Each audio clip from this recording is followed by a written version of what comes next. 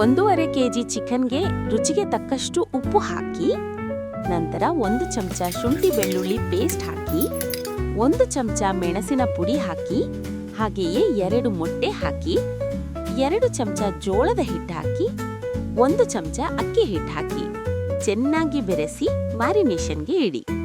1 ಚಮಚ soya sauce, 1 ಚಮಚ red chilli sauce, 1 ಚಮಚ ಮೆಣಸಿನ ಪುಡಿ, ಅರ್ಧ ಲೋಟ ನೀರು, 2 ಚಮಚ ಜೋಳದ ಹಿಟ್ಟು ಚೆನ್ನಾಗಿ ಬೆರೆಸಿ. ಮ್ಯಾರಿನೇಷನ್ ಮಾಡಿದ ಚಿಕನ್ ಅನ್ನು ಎಣ್ಣೆಯಲ್ಲಿ ಫ್ರೈ ಮಾಡಿ.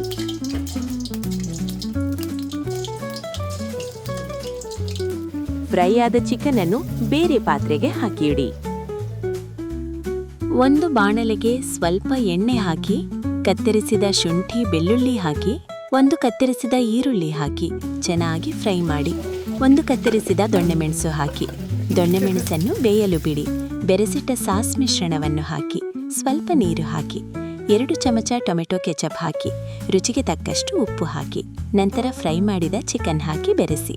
ಕೊನೆಗೆ ಕೊತ್ತಂಬರಿ ಸೊಪ್ಪು ಉದುರಿಸಿ. ಚಿಕನ್ ಚಿಲ್ಲಿ ಸವಿಯಲು ಸಿದ್ಧ.